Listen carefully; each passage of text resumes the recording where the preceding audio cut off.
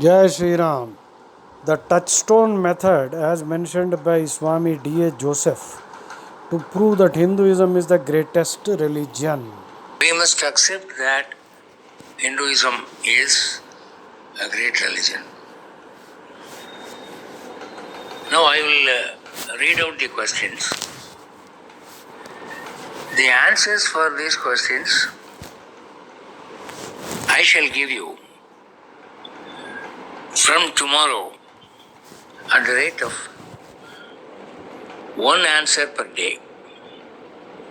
Today I shall read out those 10 questions which are going to act as the touchstone verifier. Number one, look at this life. Life is full of miseries, starvation, diseases, financial depression, family misunderstandings, social failures, professional defeats, unexpected deaths, domination of evil people, and so on. Even the richest man has his own disappointments and tribulations. So you cannot say that life is a bed of roses. It's a bed of thorns. First question is, where is your God? The so-called kind-hearted God. If there is a God like that, why should life be like this? Everyone is sad at one stage, to a certain percentage.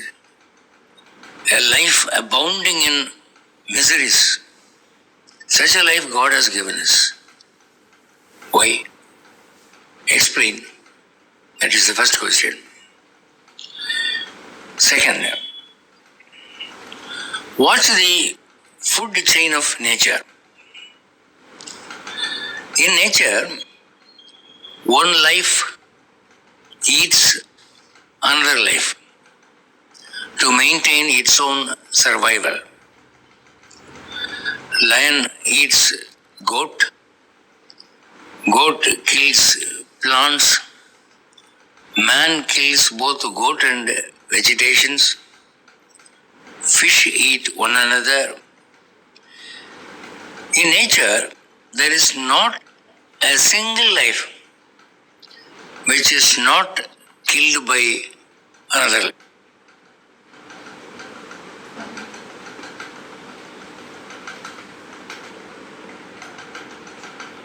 By another life. When you observe closely, you will find killing, killing, killing everywhere. Do you say that such an administration of nature is done by the so-called kind-hearted, just God? How would you defend him?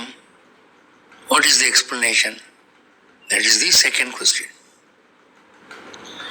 Third, now the stories they are told from scriptures. Those stories are said to have happened some thousands of years back. Are they not too much exaggerated to believe those characters? All above normal reasoning. Such characters can appear only in dreams or films. How could these characters have lived in this world? How are we to believe these stories? When the scientist talks about dinosaurs, he shows you proof. Here is the skeleton. This skeleton, if it had had flesh, it would have appeared like this. That's what we call dinosaurs. At least this much of proof is able to give. Now, for these scriptural stories, legendary stories, what proof you have? And we are supposed to believe in God and His grace upon the strength of these writings. When these writings themselves are beyond belief, how are you going to station your belief in that omnipotent God who is advocated through these stories? That's a very serious question. That is the third question. Fourth, rebirth. They say man is born again and again. Every animal is born again and again. Every plant is born again and again. I would say, as a rational questioner, that this rebirth theory is a hoax. It's a made up story. When you say that you had experienced a previous existence, do you remember at least one incident of that previous existence? Nobody remembers. And is it not stupid to punish a man for a certain wrong deed which he did in the previous birth, about which he does not know anything? A man is suffering. People say it is because of the sin he did in the previous birth. Does that person know what he did? Does he realize the gravity of the sin he has committed? He does not know anything about it. We have to assume, oh, I should have done some crime, some sin. It's all assumption. So, this rebirth karma theory is not provable, is not rational. That is the next question. Now, we come to the fifth question. A human judiciary judge, you go to a court, there is a criminal court, a judge hears both side arguments and he pronounces the judgment. But no judge is stupid enough to penalize a man for the murder committed by his grandfather when this man has no legal connection with that crime. The judge would say, grandfather committed the murder, this man is least connected with the crime, so this man will not be punished for that crime. But religion says that a man will be punished for the sins committed by his ancestors. One man committed a sin and his whole dynasty is punished for that. How stupid is it? So this religious doctrine, how am I to believe? Then come to the sixth question. Domination of evildoers. These people flourish like anything in life. They evade punishments. They buy the police department, the judiciary. Bribing is simply very helpful to them. They lead a happy life. If there is a God who is just and who will punish evil, why should such a thing happen? When so many bad people thrive and be happy without getting punished. The path to finding a high pay Without getting punished. Show me, where is God? Where is that just God? He should be either absent or he should be partial? That's one question. Then the next question, the seventh one. God-fearing, innocent people, they suffer. They receive blow after blow in their life. They shed tears. They are always seen in sorrow. Now my question is, where is your God? A God who rewards a man for his virtues. Where is he? If there is a God, why should such people suffer? Religious, pious, and God-fearing, moral people, they suffer. Almost the whole life they spend in tears, wakeful nights and tearful days. What is the role of God in such people's life? Then the eighth question, anybody would like to meet God. I would like to meet God. Talk to him about several things, about several doubts I get when I see this nature, I observe this life. I have 1,000 questions to ask God. I want to meet God. Where is he available?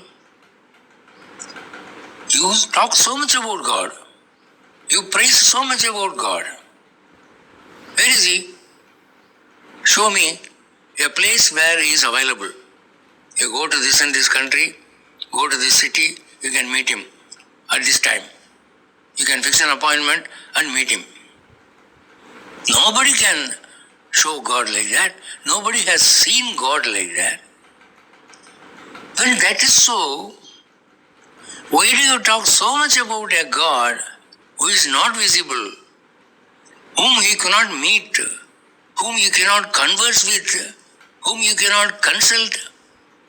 In physical person, you cannot see him. Nobody has seen him. You cannot see him. Upon such a God, you have so much faith. It is silly, I say. It's a silly behavior. So that is the next question. Then, a basic right of man. Every animal has a right to eat. When it feels hungry, it eats. Whether it is herbivorous or carnivorous. If it is non-vegetarian, it will kill an animal and eat. If it is vegetarian, it will eat a plant. Nobody forbids it. When they get food, they eat. But how about man? Religion interferes. It says, on such and such date, you must not eat. You must starve. Upavasa. It's funny, eh? What happiness does God derive when man suffers by hunger? What is the principle behind making him suffer by hunger? So a kind father will not ask his son to starve. You go to houses, which father or which mother says that the son must not eat, but this father says don't eat. What a kind father. This is a basic question. Then the last question, the 10th question. Religion allows men to earn money and amass wealth. They can hoard money in lakhs and crores. Religion does not deny it. Okay, that is his capacity, let him earn.